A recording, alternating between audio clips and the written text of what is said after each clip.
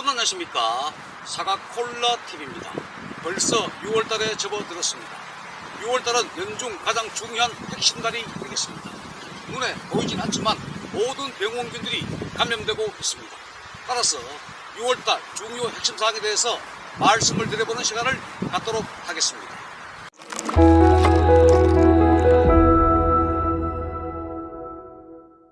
본격적인 6월달이 시작되었습니다. 6월달 상순부터 여러분들이 방제를 잘 하셔야 됩니다. 6월달 방제가 가을의 성패를 결정짓는 달이다 해도 절대 과언이 아닙니다. 그래서 6월달에는 정기 방제 이외에 사이 방제를 반드시 하셔야 됩니다. 그 사이 방제에 가장 중요한 것은 다이제넴 소화제가 가장 좋다. 거기에다가 균카바 이런 것들을 가용하셔가지고 살포하시고, 약제의 살포 종류가 원체 많다 보니까 어떤 걸 살포해야 될지 정말로 헷갈릴 때가 많습니다. 정기 방제로 하시고, 또는 거기에다가 칼슘 혼용 또는 인산가리 연면 시비도 혼용하셔도 됩니다만, 특별 사이 방제하실 때 그때 인산가리 연면 시비용 또는 칼슘 또는 균카바 이런 것들을 가용하셔가지고 특별 방제 때 잘 활용해달라. 그렇게 하고 하지 않고는 가을의 결과물이 확연히 달라집니다. 이 점이 매우 중요합니다.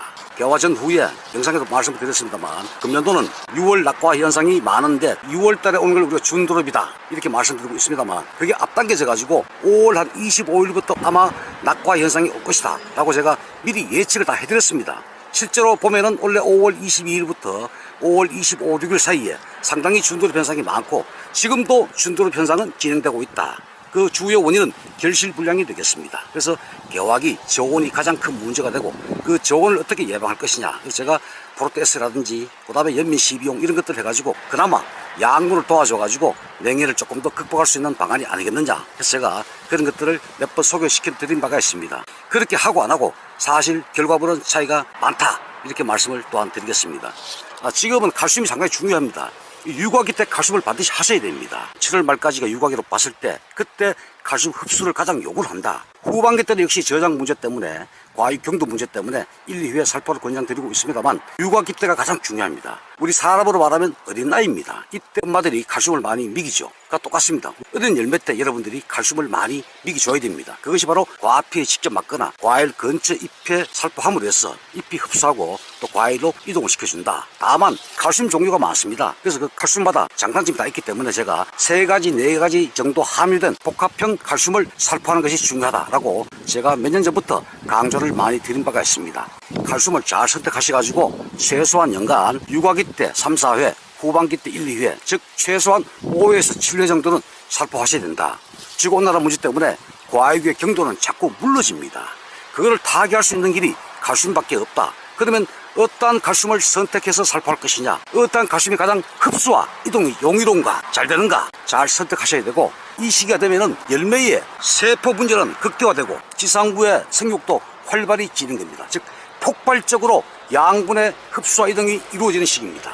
도장기도 보시면은 막 자라고 있죠. 그러나 6월 초에 접어들었다 보니까 햇순의 자람도 어느 정도 멈칫하고 있습니다. 이렇게 함부로 절대 하지 말아달라. 그냥 두시면 됩니다. 그냥 두시면은 자동적으로 그 다음 제2세를 위해서 꽃눈이 분화되고 다 하기 때문에, 다만 저 수관 안쪽까지 햇볕이 얼마만큼 잘 도달되느냐, 그것이 관건입니다. 그늘이지면은 무효잎이다. 즉 쓸모없는 잎이 됩니다. 햇볕을 많이 보는 이러한 잎들이 유효엽, 즉 광합성 작용을 해서 동화산물을 축축시키는, 만들어내는, 생성하는 그런 유효엽이 됩니다. 저기에서 만드는 에너지를 저 그늘 속에 있는 잎들이 전부 다 소모를 해버립니다. 특히 하단부의 그늘 속에 그늘지 이런 잎들이 양분을 많이 소비한다. 호흡 에너지로 다 땡겨버립니다. 그래서 최대한 수관 전체가 햇볕이 잘 들어오게끔 가지 배치를 하시고, 저 수관 안쪽에 복잡한 데는 좀 섞어주셔야 됩니다. 상단부의 햇빛이 중하단부까지 잘 내려오게끔, 도달되게끔 조치할 수 있는 작업이 필요하다. 복잡한 데는 그냥 잡아 뜯으시면 됩니다. 뜯으면 잘 잡아 뜯깁니다. 열매를 두고 봤을 때 열매를 가리는 잎들, 즉 도장지가 어떤 것인가, 그걸 관찰하셔가지고 솎아내시면 되겠습니다. 현재 꽃눈이 한창 분화 중에 있습니다.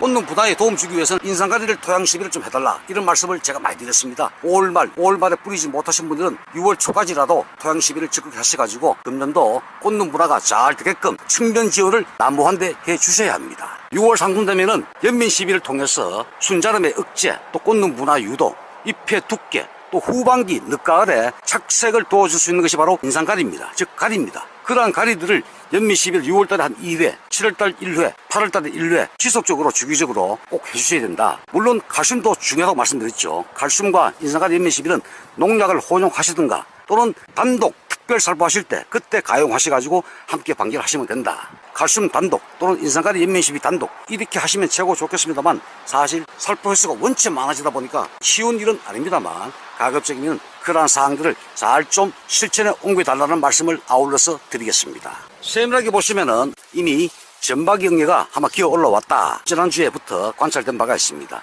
주로 이 흡지를 타고 많이 올라옵니다. 그래서 이 흡지 가까이, 지표에 가까이 있는 잎을 따셔가지고 과연 응애가 있나 없나 이렇게 보시고, 만약에 내 눈에 응애가 관찰되면은 빨리 응애약을 쳐야 됩니다. 그때 응애약은 페로팔 뭐 이런 약 치지 마시고 인시표, 제가 인시표 특정 제품을 홍보하는 것이 아니고 인시표가 다소 비싸지만 일반 살충제 다 됩니다. 순나방, 사과 굴나방, 잎말이나방, 응애, 노린재 일부 다 되기 때문에 종합 살충제입니다. 그 인시표를 지금 살균제는 델란소화제입니다.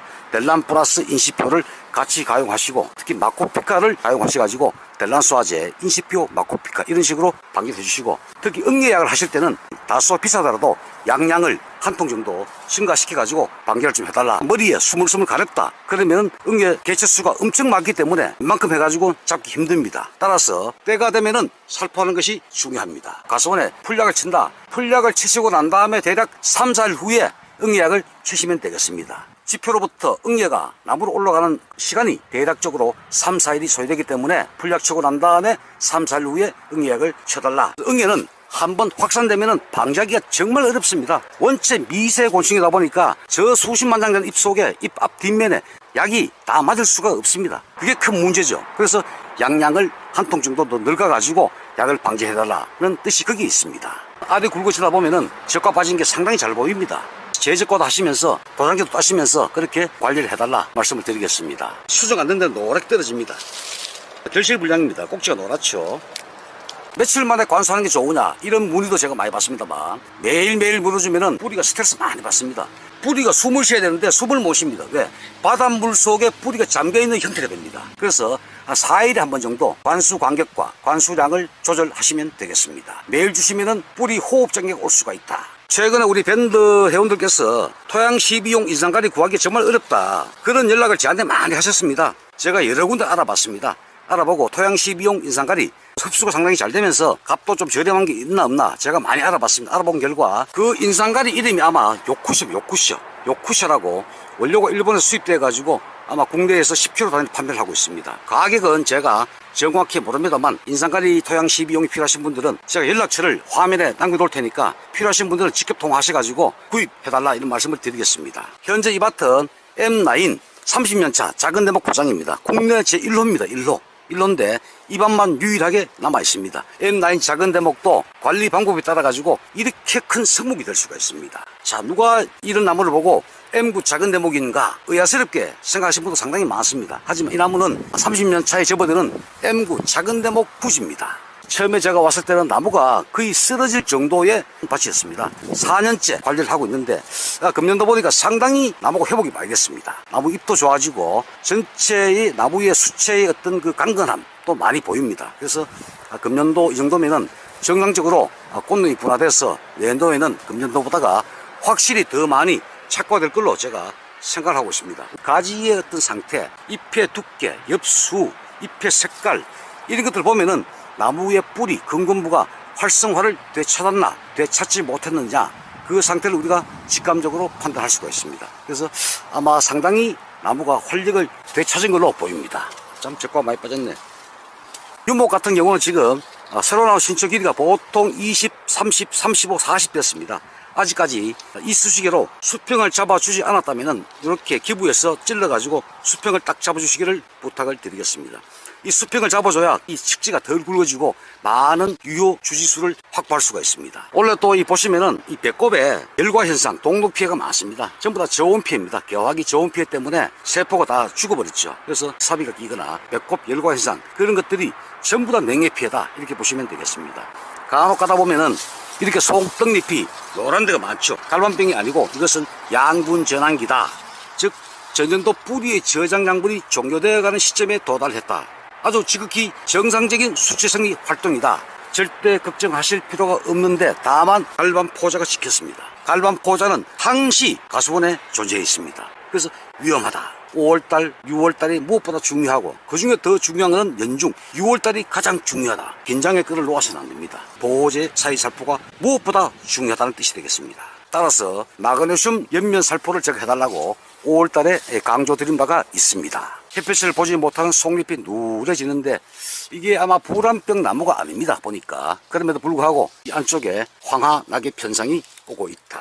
면도 갈반병도 상당히 주의를 요한다. 이런 말씀드리고 특히 복숭아에도 탄저균이 이미 보이고 있다는 연락이 오고 있습니다. 그래서 사과의 탄저병도 아주 위험하기 때문에 보호제 위주로 살포를 하셔야 됩니다. 작년보다 델란 살포 시기가 한 일주일 당겨졌습니다. 제가 보통 6월 15일, 6월 20일 권장을 많이 드렸습니다만 그 면도는 6월 상순에 델란 수화제를 반드시 살포를 해달라.